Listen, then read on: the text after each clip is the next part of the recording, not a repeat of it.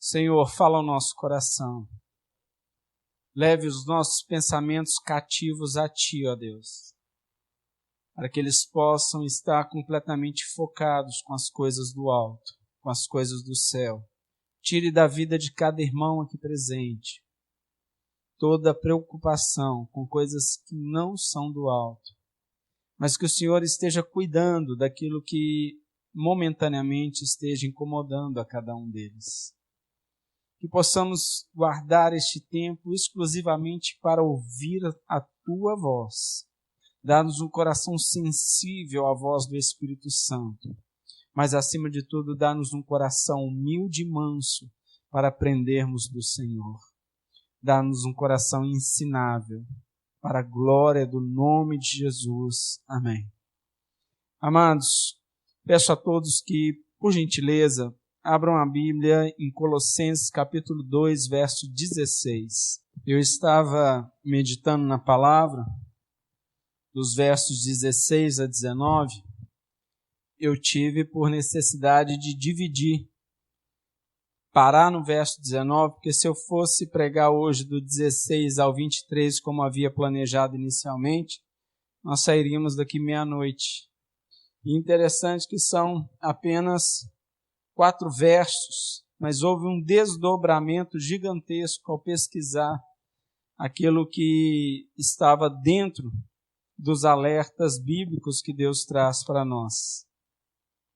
Então vamos ler Colossenses 2, 16 a 19. O subtítulo diz: o cerimonialismo, sombra de coisas futuras.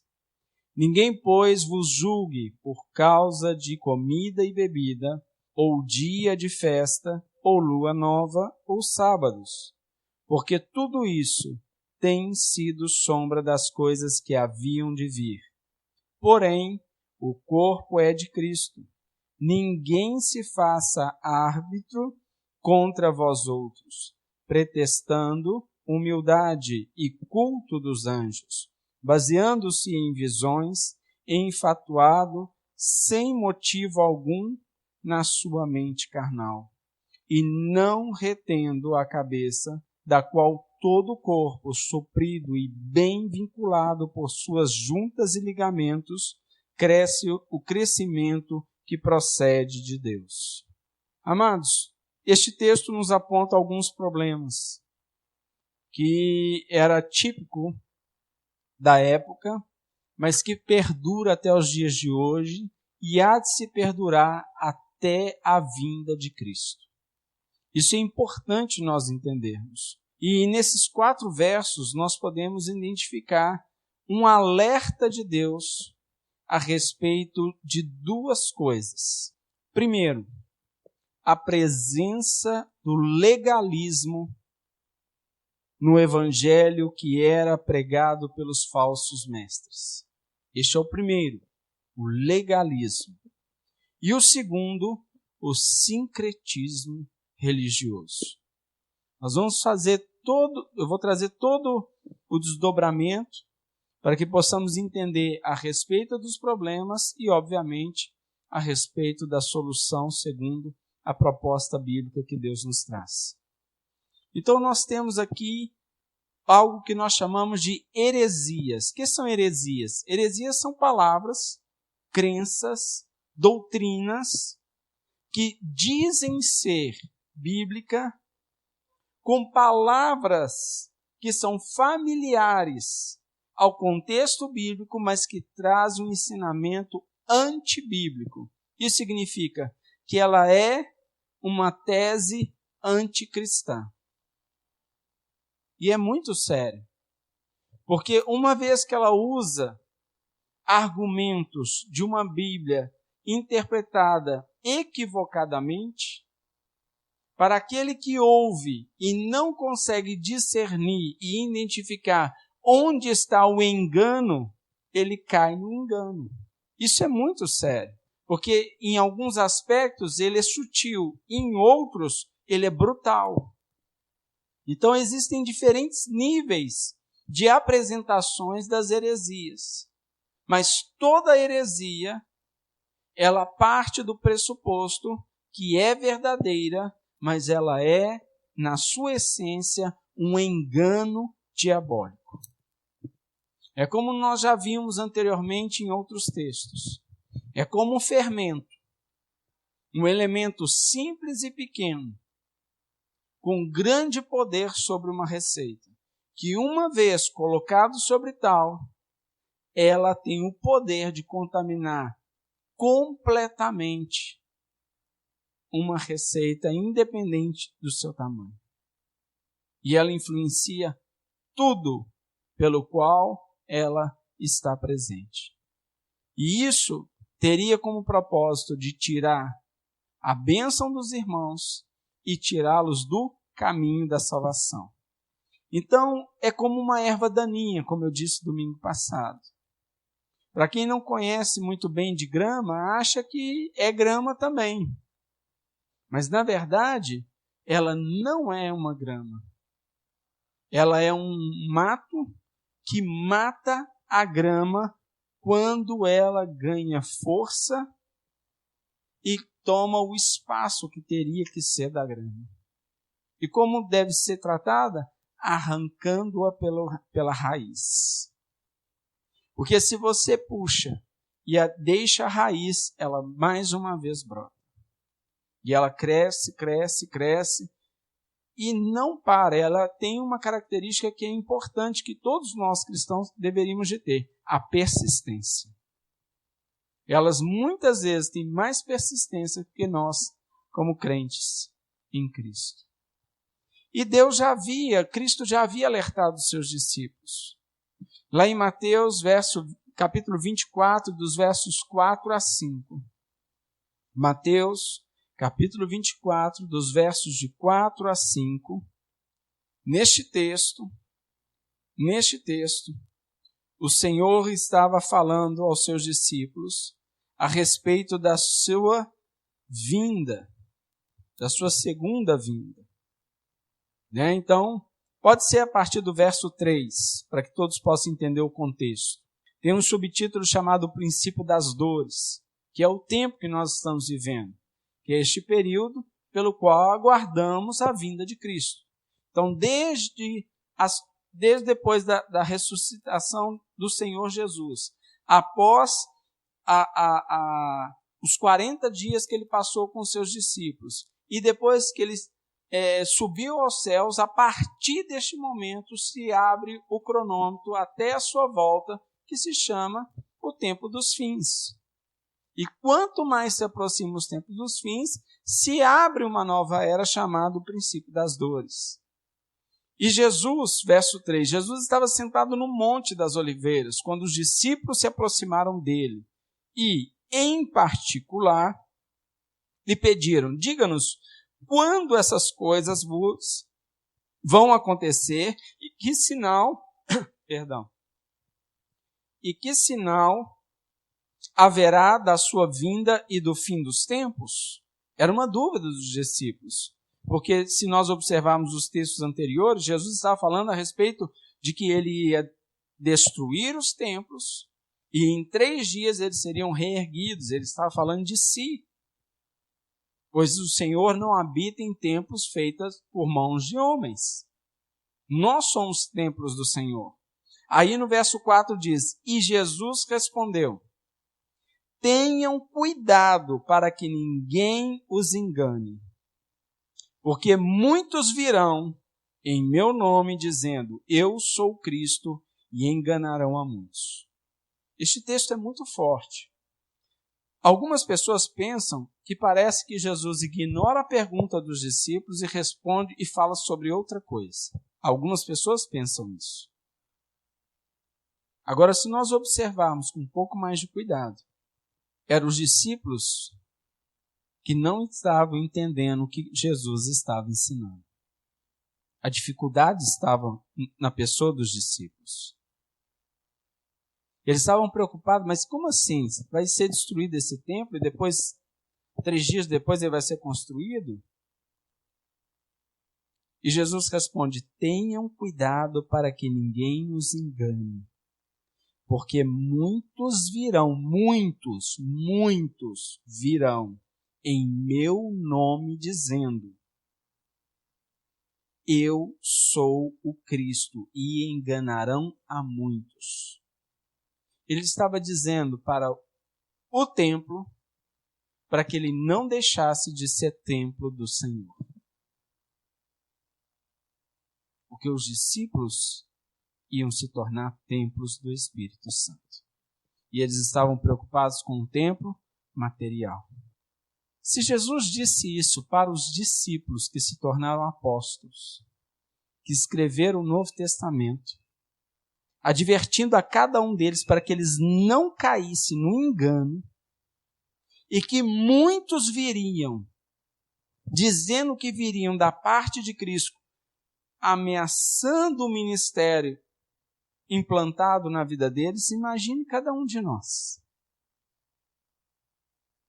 Eu penso muito nisso. Porque às vezes nós pensamos, não, mas que bobagem é essa? Se alguém chegar aqui e falar que é Cristo, não vai me enganar. Mas se alguém aqui chegar, e se nós não tivermos um ótimo conhecimento bíblico, e vier dizendo em nome do Senhor, pode enganar a muitos. Por duas razões. Primeiro, o legalismo, que muitas vezes existe em nós e é despertado pela heresia do outro. Segundo, o sincretismo, também muitas vezes existente em nós, mas despertado quando o outro vem despertando aquilo que estava adormecido. Todas as duas coisas precisam ser retiradas pelo poder da palavra de Deus. Talvez a pergunta seja, então, o que é o legalismo? Eu falo o que é o legalismo. Legalismo é um estilo de vida de pessoas que acreditam que o cumprimento das regras torna o indivíduo merecedor do favor e da salvação divina. Eles pensam ser merecedor da graça salvadora e redentora de Cristo. Todas as vezes que nós pensarmos que somos bons filhos de Deus, tão bons, mas tão bons, e melhor do que outros, já estamos em grande erro. E é muito sério. Outra característica do legalismo é que pensar que as regras, os ritos, são mais importantes que a essência. Nós teremos a celebração da Santa Ceia. É uma ordenança bíblica.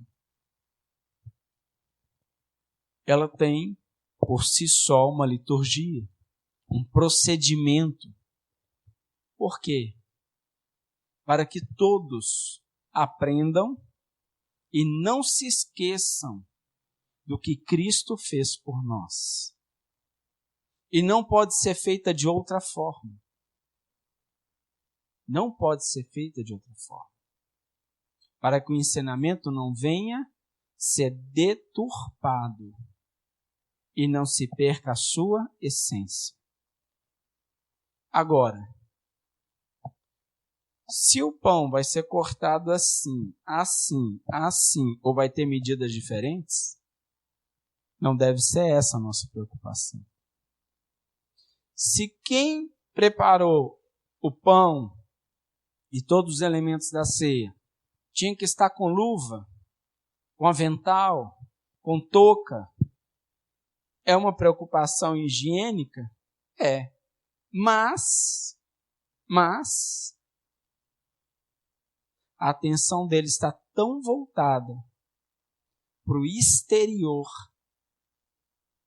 que ele engana os outros escondendo o seu interior. Porque ao participarmos da ceia, a própria palavra nos orienta e nos diz: se nós julgássemos a nós mesmos, não precisaríamos de ser julgados pelos outros. É uma autoavaliação. É uma autoavaliação dirigida pelo Espírito Santo, que convence o homem do pecado, da justiça e do juízo de Deus. O legalista, ele preocupa com o exterior. Ele preocupa com a vestimenta e não com a sua essência. Não que podemos vestir de qualquer jeito, no sentido de sem temor de Deus. Devemos nos vestir com decência e ordem. Assim nos orienta a palavra. Que os homens se vistam como homens e mulheres se vistem como mulheres. Esta é a orientação bíblica.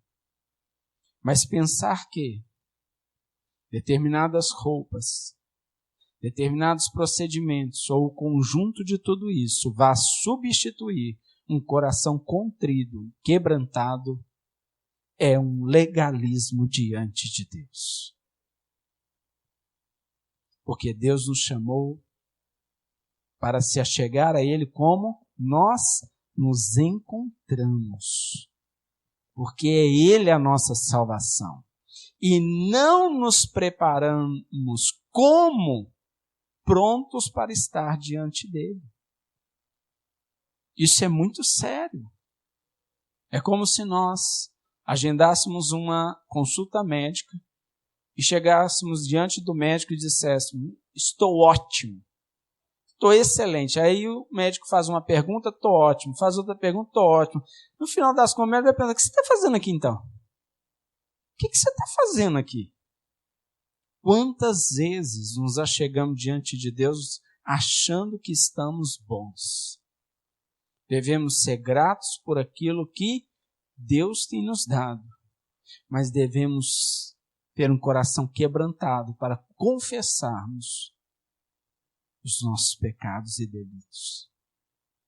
E pecamos diariamente, constantemente, julgando uns aos outros sempre, pensando mal a respeito das atitudes do outro e nos achando bom quando vemos alguém que aparentemente está numa situação pior do que a nossa.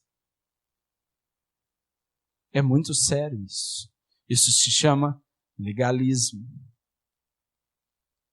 O legalista, ele memoriza textos, mas ele não vive a plenitude do texto. Ou quando vive, é sem misericórdia, sem graça e sem amor na aplicação para com o outro. Porque para com ele mesmo, ele é o maior de todos os misericordiosos. Mas para o outro, ele é severo. Ele é firme até demais. Isso significa que por pôr as regras acima de Deus e das necessidades humanas é um legalismo. E é triste isso. E dos versos 16 e verso 17 nós encontramos isso.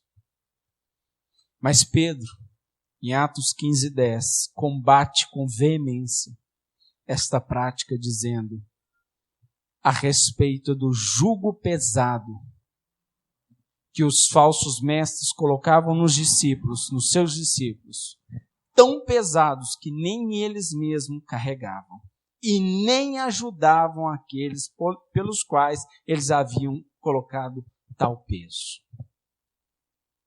E eles tinham um certo gozo e alegria em ver o outro não dando conta daquilo que lhe foi imputado. Mas para ele, o jugo não era pesado, era leve, para mostrar para o seu discípulo que ele era bom, que ele era suficiente e merecedor da graça de Deus. Paulo também condena com veemência o legalismo. Em Gálatas 5:1 ele diz que foi para a liberdade que Cristo nos libertou. Porque o que os legalistas em Colossenses estavam querendo? Estavam querendo o quê? Julgar as pessoas pelo que comiam, pelo que bebiam, pelas festas, pelas luas e pelos sábados. Amados, comida e bebida, a Bíblia diz com clareza, o reino de Deus não foi feito de comida e bebida. A comida é para o estômago. A comida é para o estômago. Nós devemos nos preocupar por aquilo que tem saído dos nossos lábios. Porque a Bíblia diz que o que sai da minha boca é do que está cheio o meu coração. O que tem saído da nossa boca? Se nós repreendemos, ainda que mentalmente, as outras pessoas, mas esta mesma palavra não nos repreende, somos muito legalistas.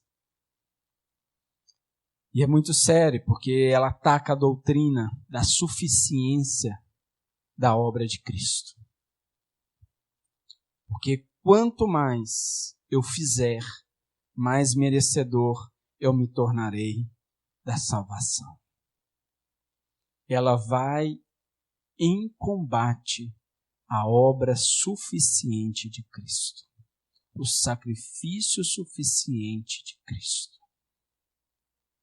Ele se vê como merecedor. Não é pela boca, não é o que entra na boca, é o que sai do coração. Tem Mateus 15. Queridos, também não são a respeito das festas, nem da lua e nem do sábado. Os discípulos eram duramente repreendidos pelos fariseus da época, porque se alimentaram durante o sábado, porque Jesus curou os enfermos no sábado, e eles foram confrontados por Cristo quando Cristo lhes disse: bem, se um gado seu cair no buraco, você não vai salvá-lo?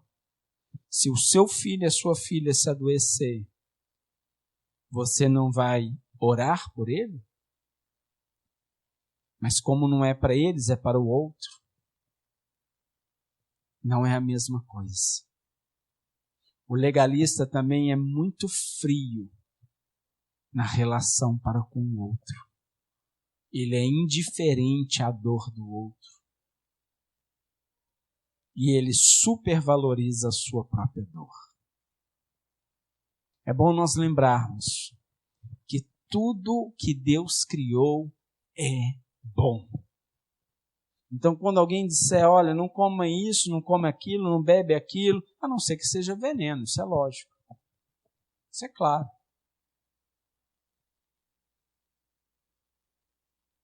Mas não deixe ninguém te condenar pelo que se bebe e pelo que se come. Porque em 1 Timóteo 4,45 diz, pois tudo que Deus criou é bom, tudo, e recebido com ação de graças, nada é recusável, porque pela palavra de Deus e pela oração é santificado. Essa é a palavra de Deus. Obviamente, nós temos que fugir das obras da carne, glutonaria, bebedice que leva à embriaguez. Isso é lógico. Mas nós estamos falando para nutrir o corpo e não para alimentar a carne, pois a carne inclina-se para o pecado. Por isso que o legalista busca palavras que sustentem as suas vãs ideias a respeito de Deus, não tendo ela nenhum sustento, segundo a palavra de Deus.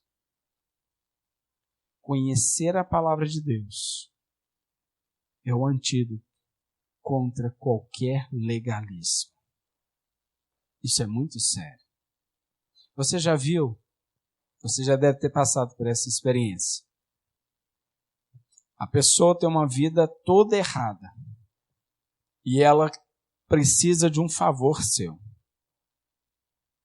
E quando ela vê que ela não vai alcançar o favor que ela pretende, ela começa a fazer uma chantagem emocional.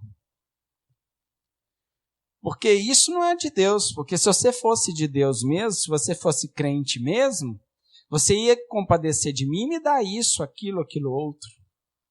Isso é legalismo. Isso é legalismo. Ela começa a se tornar mestre em oprimir as pessoas, chantagear as pessoas, usando o pretexto bíblico, usando o pretexto da piedade e do amor que ela mesma não possui. Que ela mesma não possui. E ela vem com discurso. E se você der corda, ela vai e segue adiante. E se você aceita essas palavras, você fica mal. Será que eu sou crente mesmo? Será que eu não agi com falta de amor? Será que eu não fui muito dura por ter negado isso? Isso é muito sério. Eu já vi isso em muitas situações. Às vezes a pessoa vai, pede um dinheiro para alimentar o seu vício. Ela sabe que é para isso, você sabe que é para isso, e ela começa a dizer que é para comer, porque faz muito tempo que ela não come, e que se você não der de comer e de beber para ela, você não é filho de Deus, porque quem é filho de Deus não nega comida e bebida. Parece um discurso corretíssimo, mas a motivação não é de Deus, é diabólica, e ela oprime as pessoas. Ela oprime.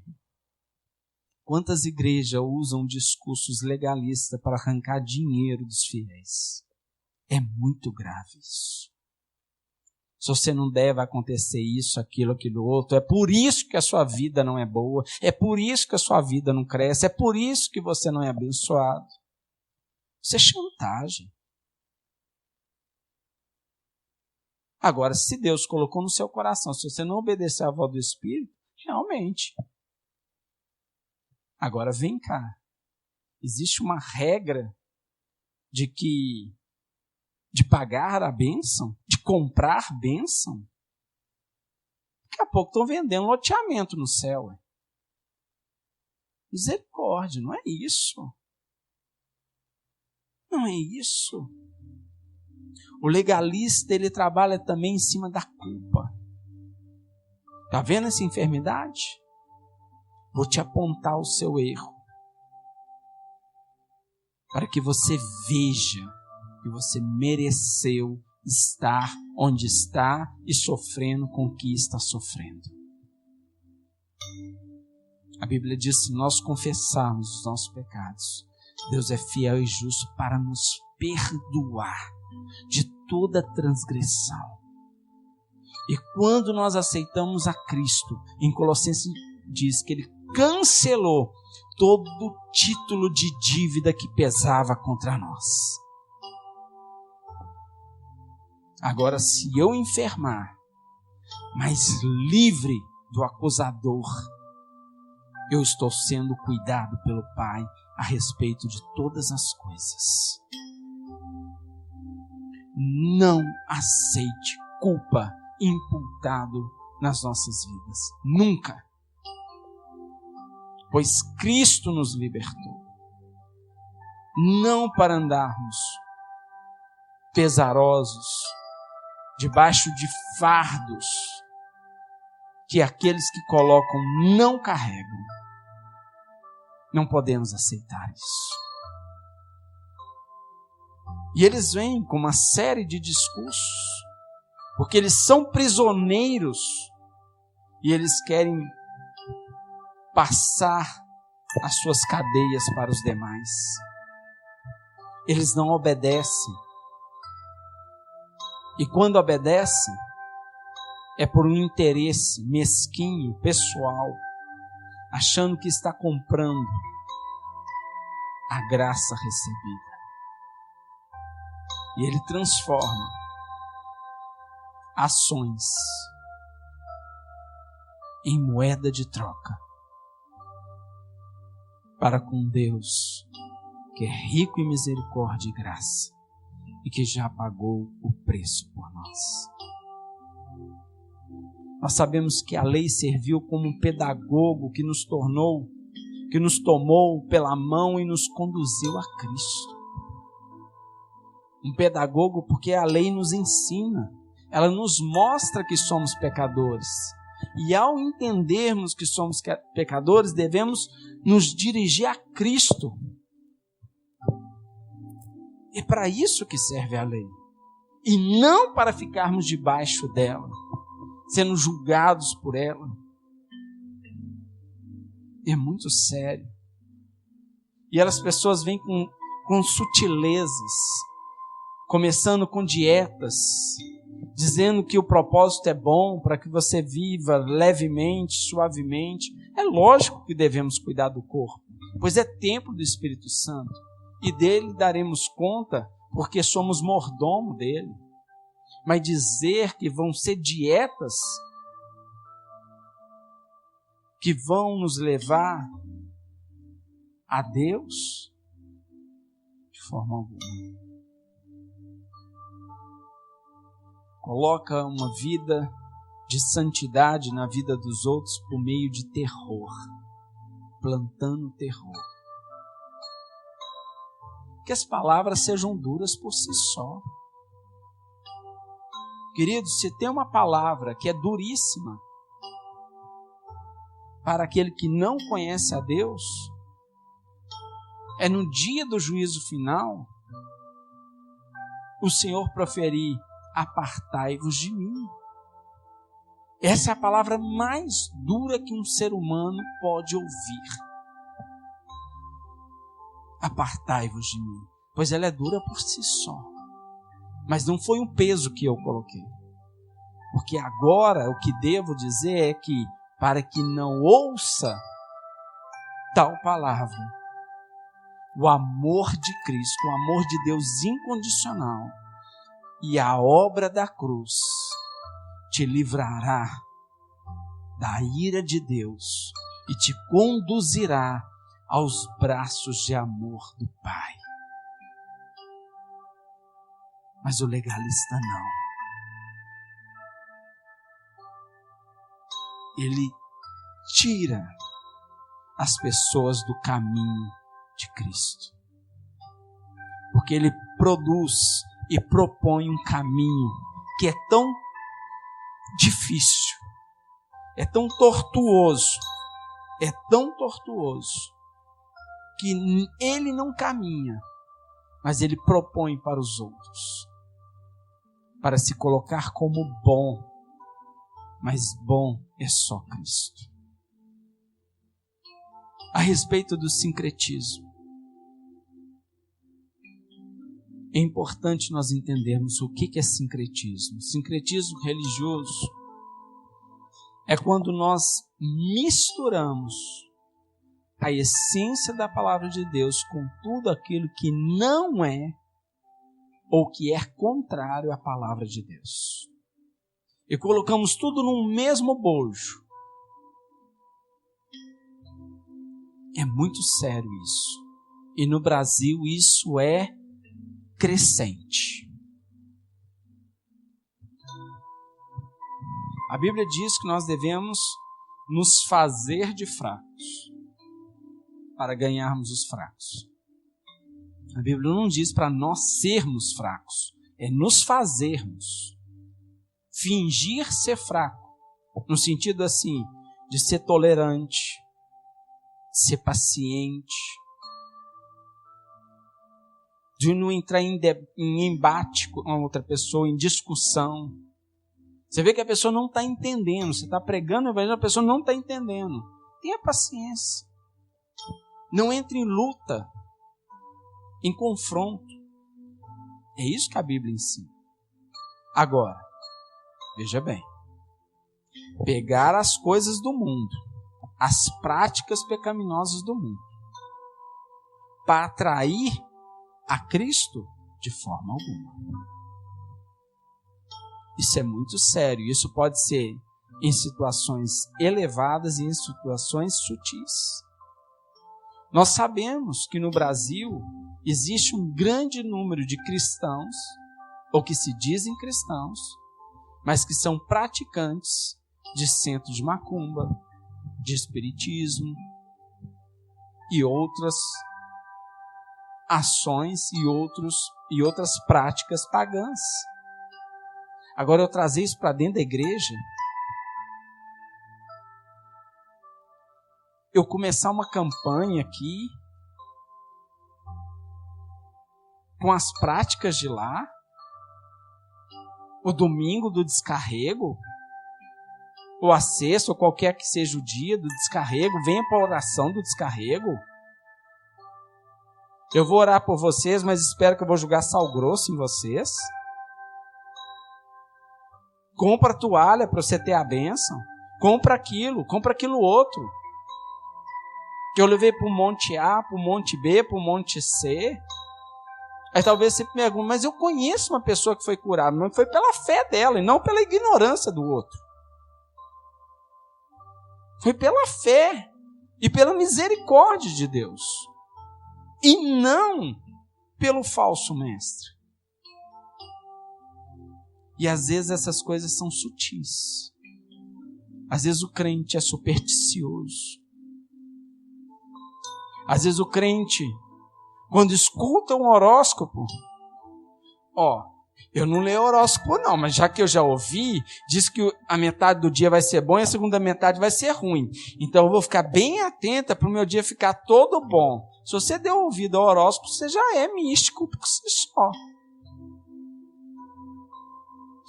Porque no dia da virada na televisão, lá na Rede Globo, a mãe de santo diz que fulano, beltrano, ciclano vai morrer. Que dia que será que ele vai morrer? Se você acreditou nisso, você já está num sincretismo feio. Quem determina a vida e a morte é Cristo. É a palavra que governa a nossa vida. Em primeiro lugar, eu já acho errado passar uma virada diante de frente para a televisão para ver programas que só falam besteira. Se eu quero ter uma vida boa, um ano bom, eu tenho que me apresentar diante de Deus. E de joelho, para que a sua misericórdia seja derramada sobremaneira sobre a minha vida e sobre aqueles pelo qual eu amo. Aí vamos, então nós vamos para o culto. Menino, com essa roupa não tem que ser branca. Quer dizer, vestir branco vejo, mas tem que ser branca? Sincretismo. Qual que é a roupa de baixo? É dourada, tem que ser dourada. Ou prata. Porque senão não vem riqueza. Que isso? Daqui a pouquinho vai entrar na igreja com o pé direito. Tem gente que sai da cama com o pé direito. Isso é sincretismo. Não tem respaldo bíblico, não tem sustentação nenhuma. É muito sério. Que ponto que chegou? É muito sério. A gente brinca, mas é muita coisa. E sem falar aquilo que dá na cabeça. É aquela coisa de manter tradições com ensinamentos que não vêm de Deus. A criança não está bem, põe um galho de arruda na orelha dela. Onde você aprendeu isso? Isso é do centro espírita, isso não está na Bíblia, não.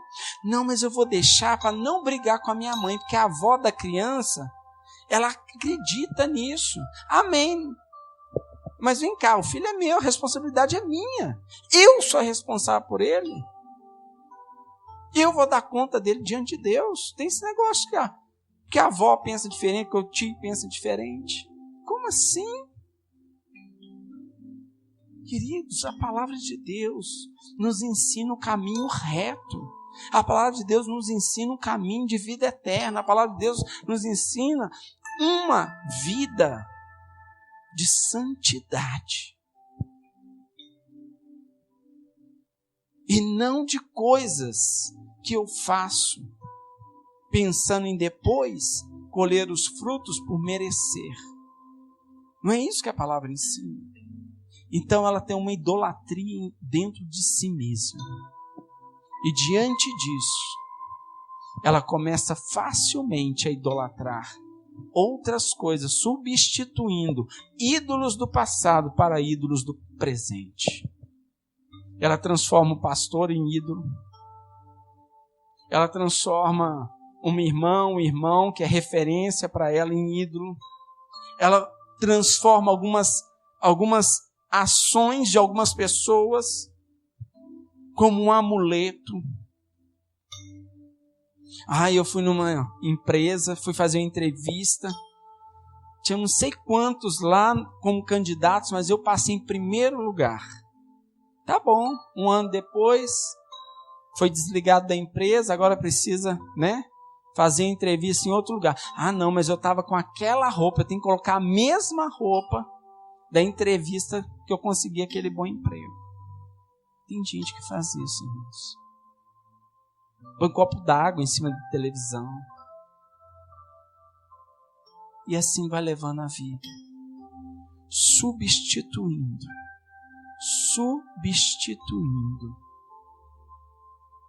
a obra redentora de Cristo. Queridos, a única forma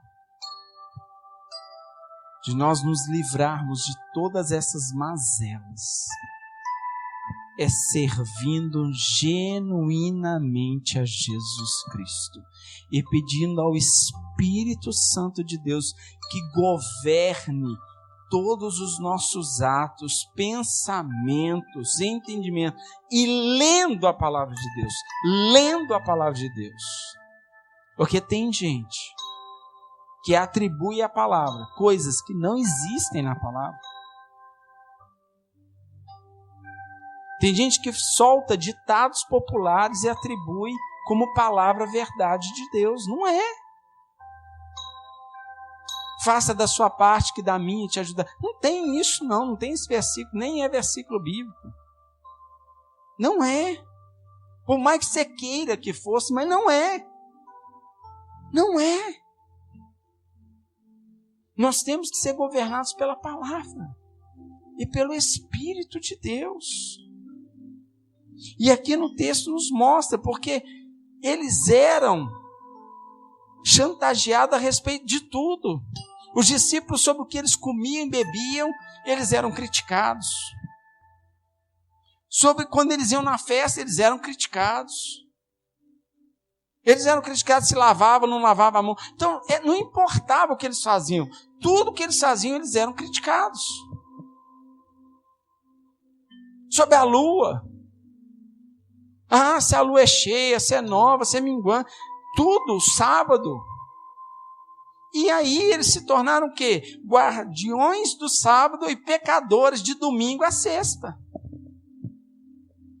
Esquecendo que aquele que fez o sábado fez todas as coisas. Que aquele que santificou o sábado também santificou todos os outros dias. Que aquele que santificou os dias nos santificou. Para a glória dele. Agora, domingo eu viro santo. Quer ver uma coisa? Vocês lembram de uma frase antiga, que era uma prática na maioria das famílias brasileiras? Nós tínhamos roupas e a roupa de ver Deus.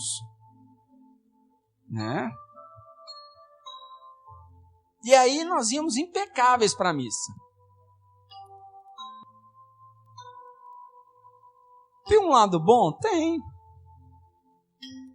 Porque aparentemente estaria dando o melhor para Deus. Mas tem um lado que é sutil. Porque a roupa por fora pode estar muito boa, mas o coração... Nós nos preocupávamos de ter um coração que agradava a Deus. Porque a roupa agradava os homens. Não precisava mais ter um coração que agradava a Deus. É muito sério isso.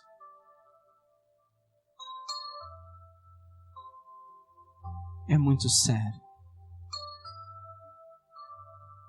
Existiu ao longo dos anos do mundo evangélico determinados uniformes santos. Ternos era para os homens vestimenta de santidade. Se estava com a Bíblia na mão e tinha um terno e soubesse algumas palavras gospel, era santo. Se a mulher estava com o cabelo não cortado, preso, com vestido longo, era santa. Sem maquiagem, sem adornos, era santa. Para muitos religiosos. Mas o Senhor vê o nosso coração. Ele sonda e nos conhece. Por essa razão, Deus fez uma obra extraordinária na vida da Maria Madalena. Porque ela se derramou aos pés de Cristo. Ela deu tudo o que tinha e tudo o que ela era. Porque não adianta dar tudo o que temos se não nos dermos a Deus, ou não nos darmos a Deus. Nós devemos nos entregar no altar, porque é este o sacrifício que agrada a Deus. Senhor, eu não vou levar um sacrifício, eu sou o sacrifício. Eu sou. Me queima no teu altar, Senhor. Tira tudo que não provém de ti, para que fique só o que é teu, só o que é eterno. Pois é isso que vai durar para todo sempre, sempre, sempre. Senhor, toma-nos, a Deus, nas tuas mãos.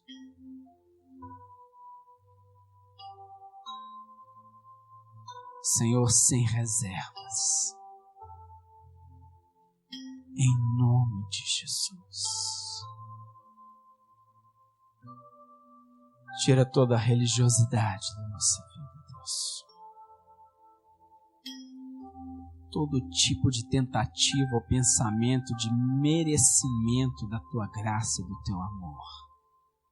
E renda-nos a ti, ó Deus. Dobre-nos a ti, ó Deus. Em nome de Jesus.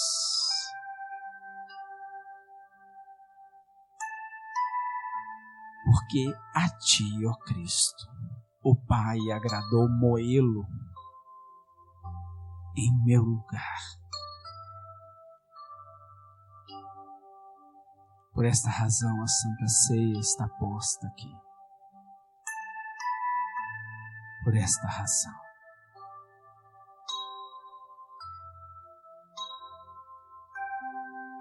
Queridos, nós temos aqui na mesa presente 2 elementos, o pão e o cálice. Eu vou pedir, por favor, Marlene, Zé Carlos, por gentileza. Tome os elementos, vamos orar e consagrá-los. Eles são simplesmente suco de uva e pão de fogo. Só isso. Eles não vão ser transformados em corpo e sangue, pois eles são isso, isso e isso. Mas nós sabemos e entendemos que pela fé eles representam, simbolizam a carne que foi moída na cruz em nosso lugar. E o sangue que foi derramado para nos redimir de todo o pecado e nos dar salvação por meio de Cristo, o nosso Senhor. Por isso, Senhor, consagramos a Ti esses elementos.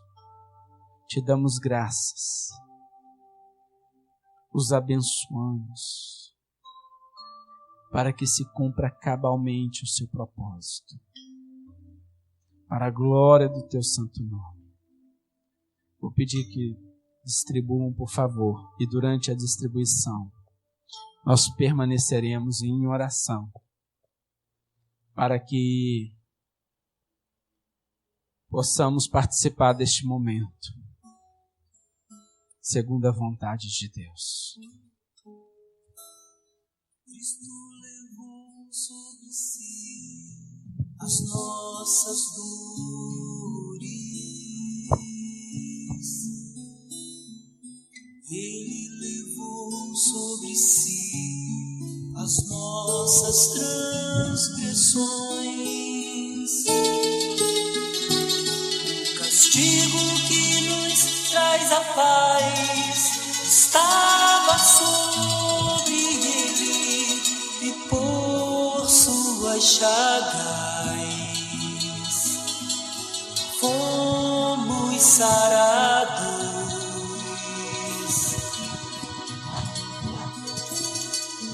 Ele tomou sobre si as nossas maldições. Ele sofreu para que tivéssemos perdão. O seu sangue derramou para nos resgatar das trevas e nos lavar de toda iniquidade.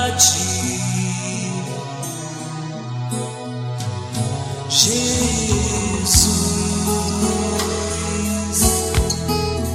pão da vida. Jesus,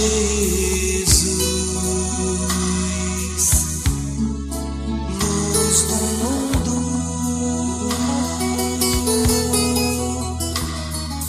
Príncipe da paz, maravilhoso conselheiro, fonte de eternidade e amor. Jesus, Deus Emanuel. Jesus, Santo dos Santos, árvore da vida, rio que brota do trono de Deus, alegria profunda no meu coração. Cristo levou sobre si as nossas dores. Lá em Colossenses capítulo 2, verso 18, diz que ninguém se faça árbitro contra vós outros com falsa humildade. Ninguém nos julgará, a não ser o reto juiz, o nosso Deus. E lá em 1 Coríntios capítulo 11, verso 23, diz: porque eu recebi do Senhor o que também vos entreguei, que o Senhor Jesus, na noite em que foi traído, tomou o pão, e tendo dado graças, o partiu e disse: isto é o meu corpo, que é dado por vós, fazei isto em memória de mim. Por semelhante modo, depois de haver ceado, tomou também o cálice, dizendo: este cálice é a nova aliança no meu sangue. Fazei isso todas as vezes que o beberdes em memória de mim. Porque todas as vezes que comerdes este pão e beberdes o cálice, anunciais a morte do Senhor até que ele venha. Por isso, aquele que comer o pão ou beber o cálice do Senhor indignamente, será réu do corpo e do sangue do Senhor. Examine-se, pois, o homem a si mesmo, e assim coma do pão e beba do cálice. Pois quem come e bebe sem discernir o corpo, come e bebe juízo para si. Eis a razão porque há entre vós muitos fracos e doentes, e não poucos que dormem. Porque se nos julgássemos a nós mesmos, não seríamos julgados. Mas quando julgados, somos disciplinados pelo Senhor para não sermos condenados com o mundo.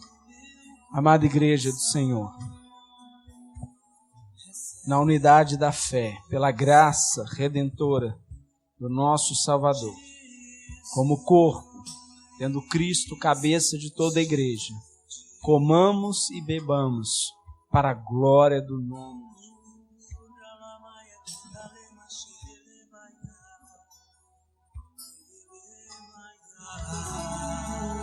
Jesus. És digno de louvor.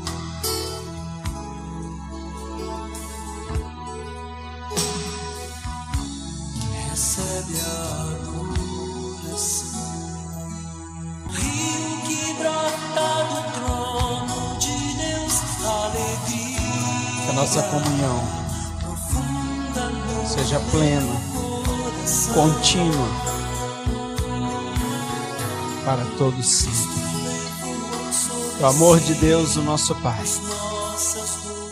a graça redentora do nosso Senhor e Salvador Jesus Cristo, e as doces consolações e a comunhão com o Espírito Santo de Deus, seja com todo o corpo de Cristo sobre a face da terra, até a vinda triunfal do nosso Senhor e Rei Jesus.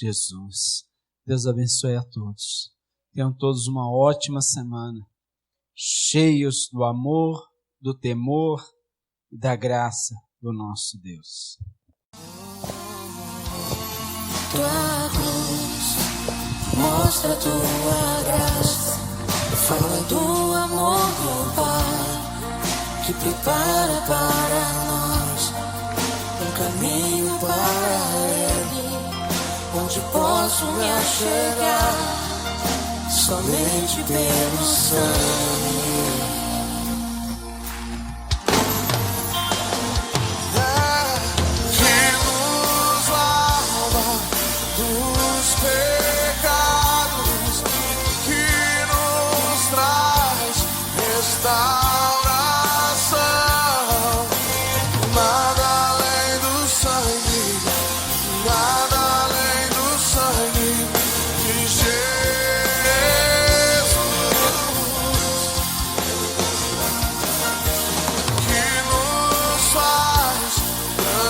Come